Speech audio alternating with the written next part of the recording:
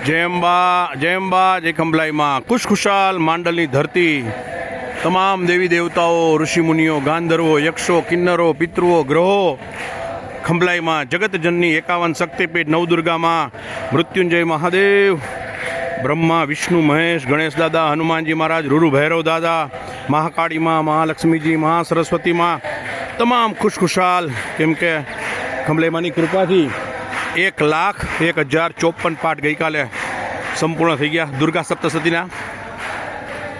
आज 16 सप्टेम्बर 2025 मंगलकारी मंगलवार, मंगळनु वरस, मंगलकारी मंगलवार, सांजे 6:19 थई छे अने मांडल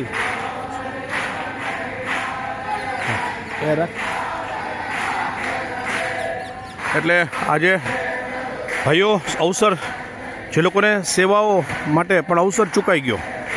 चूकाई एटला माटे गयो केम के आ लक्षचंडी अनुष्ठान हवे पूर्णताने आरे। आम जो तो ऑफिशियली 1 लाख पाठ थई गया एटले दुर्गा सप्तशती लक्षचंडी जेने कहेवाय एनुं आपणुं जे ध्येय हतुं ए सिद्ध थई गयुं। हवे तो जेटલું વધારે થઈ શકે એટલું સારું, પણ જે કંઈ પણ પુરાણોમાં લખેલું છે એ લક્ષ્યાંક માતાજી આપણને નિર્વિઘ્ને સંપૂર્ણ કરાવી દીધું। હાઈ ક્લાસ હર્ષોલ્લાસ વચ્ચે સમગ્ર પરિવારને એનું પુણ્ય પ્રાપ્ત થવાનું છે અને પછી આપણે ડિસેમ્બરમાં મહાયાગમાં ભેગા થશું। કુલ 255 અતિ અતિ અતિ ભાગ્યશાળી યજમાનશ્રીઓ શ્રી મહાશક્તિ ખંભલાઈમાં લક્ષચંડી મહાયાગની અંદર। તો અત્યારે તમને દર્શન કરાવડાવું જિગ્નેશભાઈ ચંદુલાલ રાવલ અને અમીબેન જિગ્નેશભાઈ રાવલ એમના તરફથી એમણે સરસ મજાની બેગ બનાવડાવી છે। એ બેગ આજે ભૂદેવોને એ અર્પણ કરવાના છે, જે આપણે સ્કૂલ બેગ જેને કહી શકીએ એવી સરસ। તો મહિષાસુર મર્દિની સ્તોત્ર થઈ રહ્યું છે અને આપણે જોઈએ એમની સાથે અને દર્શન કરીએ। જય અંબા જય ખંભલાઈ માં।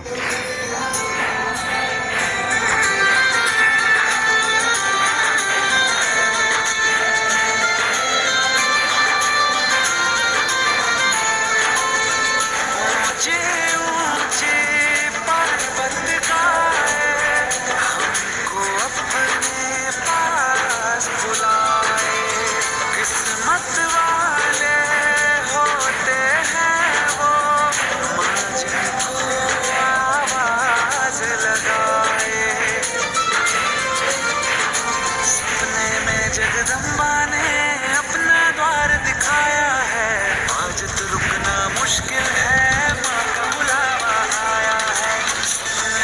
जगदम्बा ने अपना द्वार दिखाया है, आज तो रुकना मुश्किल है, माँ का बुलावा आया है। आज तो रुकना मुश्किल है, माँ का बुलावा आया है।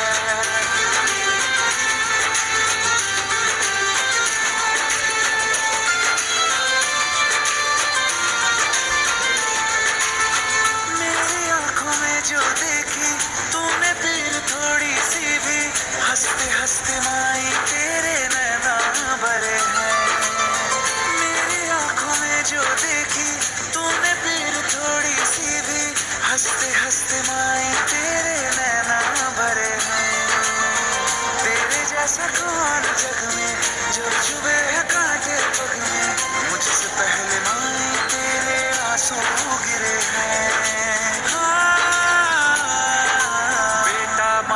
भूल भी जाए माँ ने कहा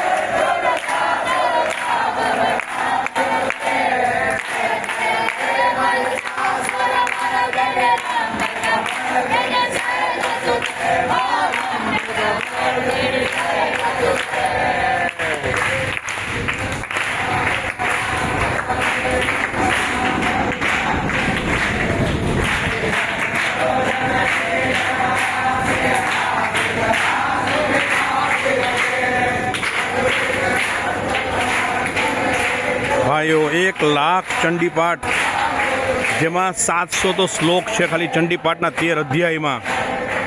કુલ 12 કરોડથી વધારે જાપ થશે, મંત્ર અને શ્લોક.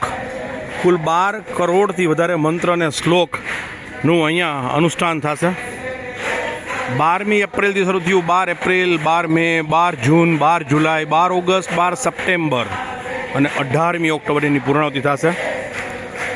સમય કાઢી ન શક્યા હોય તો એકવાર આત્મચિંતન કરજો.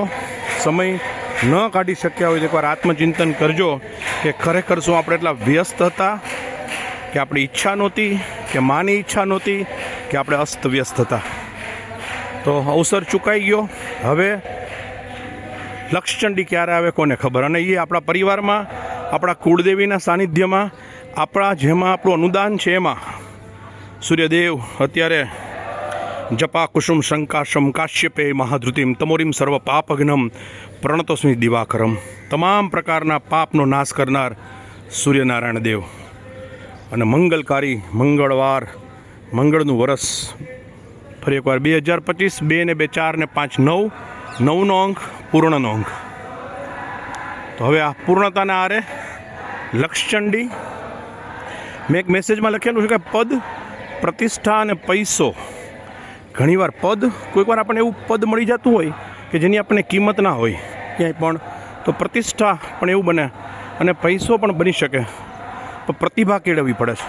એ ઈશ્વરની કૃપા હોય. અને તેનાલી રામન, વિષ્ણુગુપ્ત ચાણક્ય, બિરબલ, તો આ બધા બ્રાહ્મણો હતા અને જ્ઞાની હતા. એટલે ફરી એકવાર આત્મચિંતન કરીએ. આવો અવસર હવે લક્ષચંડી તો ક્યારે થાય ભાઈઓ?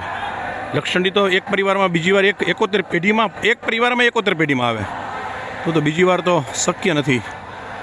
સિવાય ખંભલાઈમાં આપણને ખબર નથી ભવિષ્યમાં શું લખેલું છે, પણ ફરી એકવાર ખૂબ ભાવથી, કરુણાથી, આદ્રતાથી, હૃદયથી માતાને આજીજી કરી વિનંતી કરીએ કે જીવનમાં આવા અવસરો આવતા જ રહે, આપણે એમાં જોડાશ. જીવનનું સત્ય જ આ છે ભાઈઓ. જીવનનું છેલ્લે હું ઘણીવાર ચર્ચા કરતો હોઉં છું, હું નેતલ, કે છેલ્લે જ્યારે સિંહેશ્વરીમાં કે માંડલ કે ક્યાંય પણ અંબાજીમાં છેલ્લે જમીન ઉપર સુવડાવી દીધા હશે આપણને, અને આપણી આંખ તો ત્યારે બંધ થઈ ગઈ હશે, પણ માની લ્યો કે એકાદ ક્ષણ માટે આપણામાં જીવન હોય તો આજુબાજુ કોઈ નહીં હોય, કોઈ જ નહીં હોય. કોઈ પત્ની નહીં, કોઈ પુત્ર નહીં, કોઈ મા નહીં, કોઈ બાપ નહીં, કોઈ ભાઈ નહીં, કોઈ દોસ્ત નહીં, કોઈ કરતાં કોઈ નહીં, સિવાય આપણે અને ખંભલાઈમાંનું ચિંતન જો આવી જાય તો. નહીંતર આ વખતનો ફેરો એ ધક્કો. જય અંબા, જય ખંભલાઈમાં, કેવળ તુજ કરુણા.